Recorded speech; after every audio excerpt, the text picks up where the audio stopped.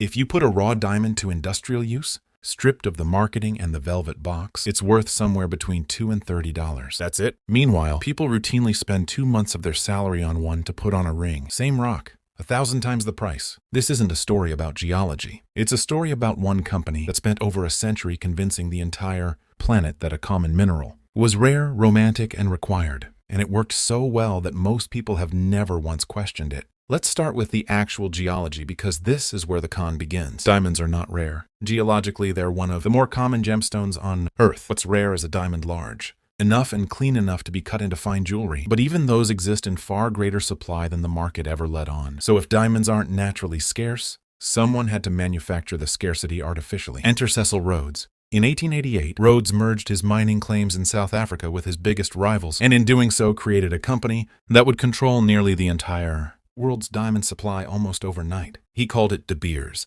and once Rhodes had control of supply, the company did something brutally simple. Instead of selling all the diamonds being pulled out of the ground, they locked most of them away. Warehouses full of uncut stones, deliberately kept off the market. Fewer diamonds available meant higher prices for the ones that were sold, and De Beers controlled the tap on both ends. By the time Rhodes died in 1902, De Beers controlled 90% of the world's rough diamond production. Under the next chairman, Ernest Oppenheimer, the company tightened its grip even further, creating something called a single-channel distribution system. Every diamond miner who wanted access to the global market had to sell exclusively through De Beers at whatever price De Beers decided to pay. Refuse, and De Beers would flood the market with diamonds similar to yours, crash the price, and starve you out until you came back on their terms. This wasn't really a company anymore. It was a cartel wearing a company's name tag. But controlling supply was only half the problem. By the late 1930s, diamond sales were collapsing. The Great Depression had crushed luxury spending, and most Americans saw diamond rings as an extravagance for the wealthy, not something ordinary couples needed. De Beers was sitting on a mountain of inventory nobody wanted to buy.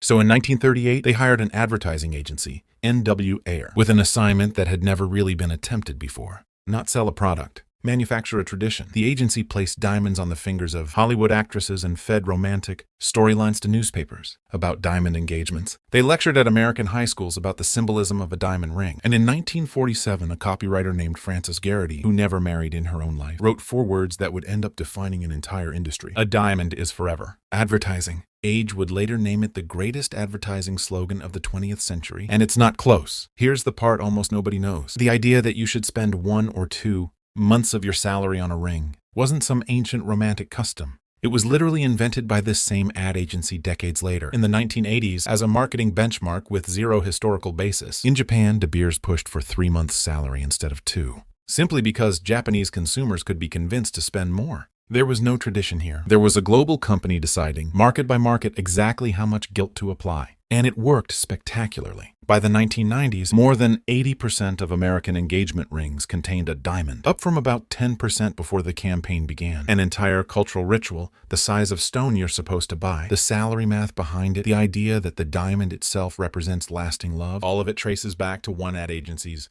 assignment to move unsold inventory during a recession. Of course, a monopoly this obvious couldn't last forever, and it didn't. Antitrust pressure in the United States meant De Beers couldn't legally operate there directly for decades. Then new diamond discoveries in Russia, Canada, and Australia in the 1990s and 2000s gave miners alternatives to De Beers for the first time in a century. The cartel's market share, once as high as 90%, fell to somewhere around 30% by 2010, and the final blow came from something De Beers never fully saw coming: lab-grown diamonds, chemically identical to mined ones, now selling for a fraction of the price, eating into the exact market De Beers spent 100 years building. So today, the same company that manufactured an entire global tradition out of a common rock is fighting for relevance against a version of its own product that it can no longer control the supply of. De Beers itself was put up for sale by its parent company, a genuinely remarkable ending for an operation that once controlled nearly every diamond on the planet. None of this means diamonds are worthless, or that anyone who owns one got scammed personally. People find real, genuine meaning in the ring on their finger,